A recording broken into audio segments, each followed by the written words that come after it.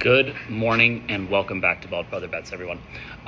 We will give you most of our plays for Saturday today, talk about a few games that we're monitoring that goes into tonight that we don't have a play on yet, but we may. We'll hit you with the community post if we do, but we'll talk about them so that way you guys know. And then lay out a few more plays that we've already added for, excuse me, for Sunday tomorrow, just so you guys have them. We've only given you out one play so far on NFL Sunday, and we'll do a quick recap of Thursday Night Football. But first, please make sure you're subscribed to the channel, notifications on, so you know when we post videos like this, in anywhere ranging from 3 hours to 15 minutes before kickoff. And give this video some love, like, share, comment. Let me know what your plays are for College Football Saturday today.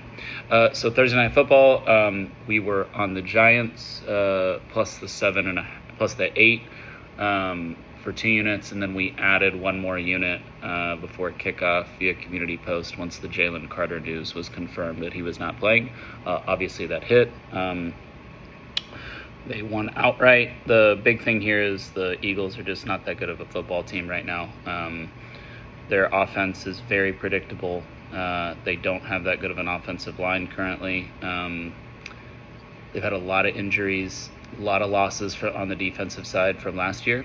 And yeah, we're probably going to, I think the market may start to catch up to it that they're not good. But they remind me a lot of the Eagles from 2 years ago, when they out 10-1 and then lost like 8 straight games or something to finish the season. They can out talent some teams to squeak out wins, but division games, talented, when they go up against other talented teams, things like that, they're just not that good of a team. They remind me a lot. I said they remind me a lot of themselves 2 years ago. It also remind me a lot of Detroit last year after Detroit had all the injuries, where it was like they were winning, but you knew at some point something wasn't going to go right and get them. And then Washington did, when Washington was able to win the turnover battle that time. So we'll keep monitoring on the Eagles. This doesn't mean they're not going to turn it around. They have a pretty good foundation. They have pretty good players. And they have a pretty good organization. So it doesn't mean they're not going to turn it around. So it doesn't mean we're going to fade them all year. We'll have to see. We may be on them next week. Who knows? Okay. College Football Saturday. Let's start with these early games. Michigan State -7 for 2 units. Fading the 9 a.m. local kickoff for UCLA, as well as the emotional rebalance after what that game was last week. Also on Michigan State's offensive line to be able to kind of push around UCLA's defensive line. The thing that scares us here and why it's only 2 units is Nico. Michigan State has a horrendous secondary. And if Nico truly has turned the page, now that he has a new offensive coordinator, new staff, all that stuff, he could eat Michigan State alive. So that's why that one's lower unit amount. We're on Missouri plus the 4 for 5 units. Love this one. Kind of think Missouri will win outright, but obviously we're not going to give up taking points. Missouri has a unique attack that has kind of given the Kalen DeBoer teams fits, whether it's back to his time at Washington or now.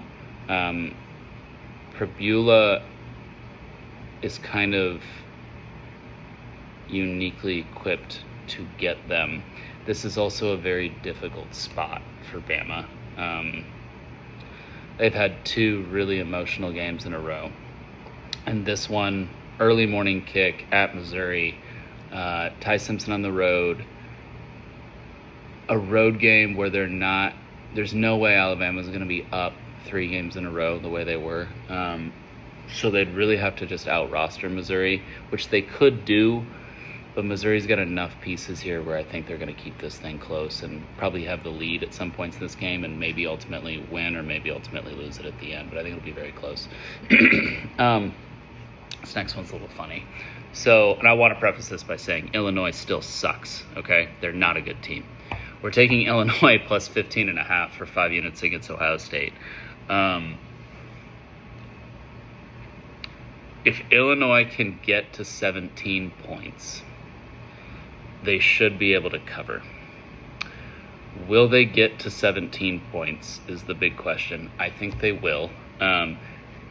It probably won't be pretty again. They'll probably do it somewhat off of turnovers and all that stuff. Illinois statistically has a really bad pass defense, and they do have a really bad pass defense. They're terrible. They suck. But that's a little bit inflated by the Indiana game. Also, they do the turnover thing. So, in theory, you're going to say Ohio State's going to line this thing up. They're going to throw it deep all over them. They're going to pass for 500 yards, all that stuff. Ryan Day does this thing when he's slightly worried about a team being able to muck up a game and then squeak out a win at the end, where he doesn't really press too much on offense. The way you allow Illinois to have this thing and within a one possession at the end of the game is Illinois does that thing where they win the turnover battle 3-4 to nothing. I imagine Ohio State's going to be relatively conservative on offense. They're still breaking Sayin in.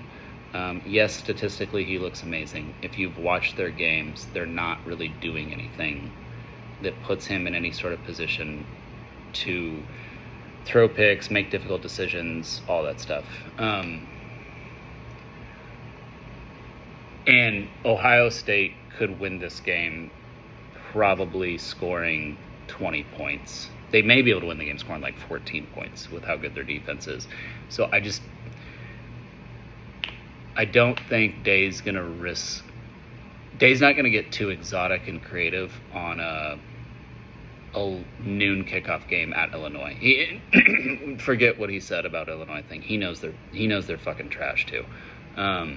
So he's just not going to risk it because that's the only thing Illinois can do is get turnovers and then the game ends and somehow they're ahead, even though they suck compared to the team they played. So that's why we like it plus 15.5. I don't think Ohio State will put their foot on the gas all the way on this one because they don't want to risk if everything went wrong, what could happen. They know they can win the game. They could play Illinois the same style Illinois wants to play, which is line up in I formation, pro football, 2 tight end set, and just hand it off up the middle every single play in a row and see who comes out on top. Ohio State would win that game, and I think they're willing to do it. So that's why we like the plus 15.5. They still suck, though. Already gave you guys, I think I've already given you guys a lot of these, but anyway. Texas -0.5 for 10 units, and we're adding Texas -1 for 5 more units. I don't think Mateer's going to play. I understand that he's probable. I understand all the reports are that he's going to play. OU did this same thing, 2 years ago with Dillon Gabriel? They had Dillon Gabriel come out in full uniform, take pregame snaps, and then when they ran up the tunnel the second time to actually go play the game, he was in shorts. So Venables has a history of doing this. He had surgery on his throwing hand on his thumb 17 days ago.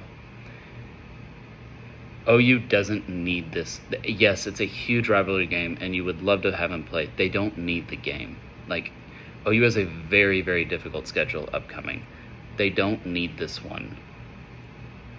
They're trying to get to the playoff, which they probably, given that schedule, may have the opportunity to do, even if they go 9-3. They need Mateer healthy down the stretch. If they play him, that is a massive risk. They're down their starting center. They're down their starting right tackle. They're down 2 offensive linemen who have played significant snaps for them. then that's going up against Colin Simmons, Ethan Burke, all of that stuff. If they play him, they are taking a massive risk. Even if they play him, I still like Texas here. This is a really good spot for Texas, and this is actually a really good matchup for Texas. I know these two programs pretty intimately. There's some pretty strong, quiet confidence on the Texas side about this one. They match up really well against OU, and they need it. And everyone just kind of thinks it's a foregone conclusion that OU is going to win. So we were obsessed with that one. Texas -1/2 for 10 units, and we're adding Texas -1 for 5 units. If you can still get the halves, I haven't seen the half still available. If you can still get it, get it. Indiana +8 for 5 units against Oregon.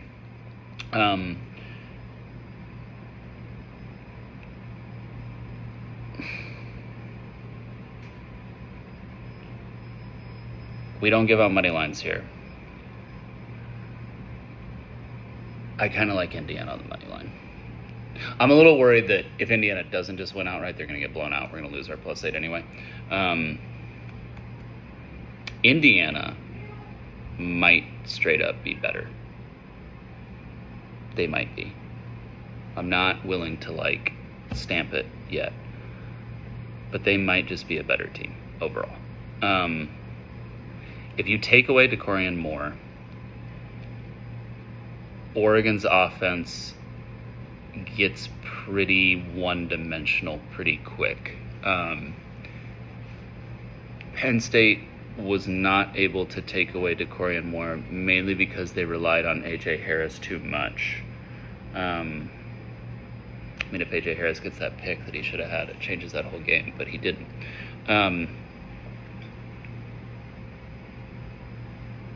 Indiana potentially could.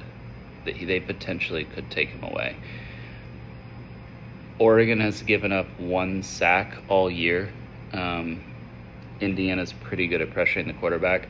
I know the size mismatch on the lines of scrimmage. Oregon's going to have that against every single person they play this year because they're so freakishly large on the offense and defensive lines. That's not everything. Mississippi State has the biggest offense and defensive line in the SEC. I don't think anyone would say they have the best lines of scrimmage in the SEC. So we still like Indiana plus the 8 for 5 units. Again, we don't give out money lines here. If you're a money line bettor, that's one that I would consider. Hello, Casey. My fiance is standing in front of me. The other one we like at the afternoon window, we like Kansas State plus the 3 for 2 units against TCU. No Dylan Edwards, that's why it's only 2 units. If they had Dylan Edwards, we would love it. There's a very drastically different team when Kansas State has Dylan Edwards versus when they don't. You can see it statistically too. But even with that, getting plus 3 at home, I don't really see either of these two teams getting a whole lot of stops. I think it's going to come down late, so we like K-State plus the 3 at home for 2 units. Then we move into the evening. We have 2 plays at the regular evening window. We have 1 for the late window, and then 2 more that we're monitoring, so we'll talk about those. USC -2 for 10 units. This is a massive travel spot for Michigan. This is a difficult matchup for Michigan. USC has to run the ball.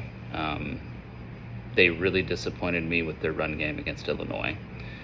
If USC runs the ball the way that I think they can in this Lincoln Riley offense, that is the first time I've really been confident in a run game from a Lincoln Riley offense since he's been at USC. His run games when he was at OU were some of the best in the country. Then USC should win this one running away. It really shouldn't be all that close of a game. If they can't, then this is going to be a close game, but I still like USC to be able to get the win. If I was certain they could run the ball like this would be a 20-unit play. I'm not, which is why we're dropping her down to 10 units. So USC -2 for 10 units. Auburn plus 4.5 for 5 units against Georgia. Love it. I kind of think Auburn's going to beat Georgia outright today. It's a very Hugh Freeze thing to do. And Auburn matches up quite well in this game because the thing Auburn can't do is pass protect, and the thing Georgia can't do is rush the passer. So it's like the one main weakness Auburn has in this one shouldn't get exposed. It's also at Jordan-Hare at night. If you know anything about this series, the Georgia-Auburn series, Auburn essentially always plays Georgia tough. When that's at home at night, weird things happen and they get outright wins. It's quite strange. The other two that we're monitoring in that main evening window are Florida, Texas A&M. So if anything moves into a play position, we will let you know. And then Kansas, Texas Tech. I just talked about how Texas Tech is like by far the greatest roster in the Big 12, and no one even comes close with them. Well, we kind of like Kansas. Monitoring it, will post if we move that one into a play. Will not be a massive unit play. Will be probably a 2 or a 3 unit one if we do it. There's a few things that I'm still looking at with that. I've been burned twice now betting against Texas Tech, and I keep saying I'm not going to do it anymore, but then these lines keep looking really enticing on whoever Texas Tech is playing. Because they're inflated. They're inflated. The country loves Texas Tech, and the books know it, so they're inflating the lines. But Texas Tech is one of those teams.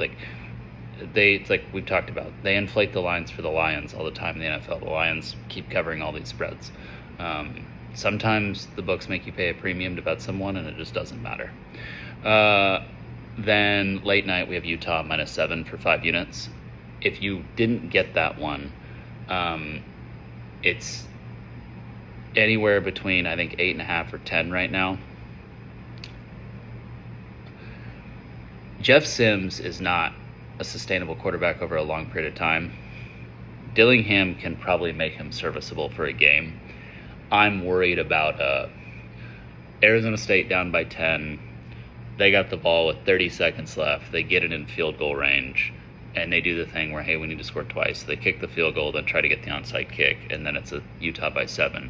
And if you had -8.5, you lose. If you have 7, you push. Utah may just blow them out. It may not matter. But if you can only get like 8.5, 9, 9.5, 10, whatever, do it, but lower that down to like 1 or 2 units. Don't do 5 units. Utah -7 at 5 unit. That's kind of wish we would have done more, quite honestly. But 5 units is solid. That's it for college football. Let me add some more of the NFL plays. We've only given you one so far, Sunday Night Football. We're taking the Cardinals +7.5 for 5 units. Kyler is playing. We still think the Colts are very good, but one of the most inflated teams when it comes to markets right now. Saints +4 for 3 units. Seahawks -0.5 for 3 units. Packers -14 for 3 units. I love this notion that Joe Flacco beat the Packers once, so he can do it again. He had like 100 yards passing in the game. They won because the Browns defense got a turnover late and got them down to like the 1 yard line, and then got another turnover and blocking a kick that got them then to where Flacco had to get like 1 first down to get it. Jake Browning is a better quarterback than Joe Flacco, especially in an offense where you have one of the worst offensive lines in the NFL, because Browning can actually move around a little bit. If you thought Browning looked bad in this Bengals offense, what do you think Joe Flacco is going to look like going up against maybe the best pass rush team in the NFL, with Parsons, Van Ness, and Gary? What do you think Joe Flacco is going to look like behind that offensive line? The fact that like the Bengals are such a trendy hot pick this week is mind-blowing. They're going to get murdered, and they are a dumpster fire of an organization for thinking that Joe Flacco is what's going to save their season more than Jake Browning behind that offensive line.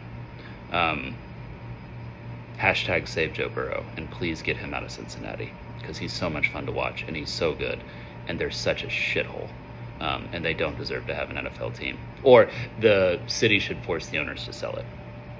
Anyway, I went off the top rope on the Bengals there. 49ers +4 for 3 units. Love that one. Bucks are without like all their top weapons. Everyone except Igbuka. Mike Evans is out. Chris Godwin is out. And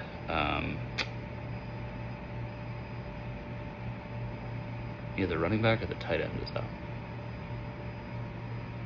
I think they're missing one. They have 2 runners. I think they're missing one of the running backs. And then we already gave you Lions plus the 3 for 3 units, and we hate it. But like we said, we're done kind of betting against the Lions or betting on the Titans on this channel. That's it. You guys have a great college football Saturday. Have fun, stay safe, enjoy the weather. It's beautiful across most of the country, and let's have ourselves a day.